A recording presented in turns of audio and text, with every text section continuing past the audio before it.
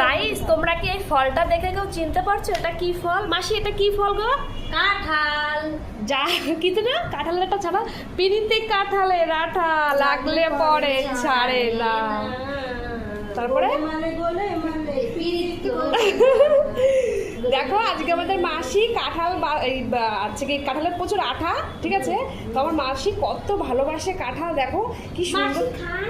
মাসি খায় না কিন্তু মাসি ছাড়াতে ভীষণ ভালোবাসে, যদি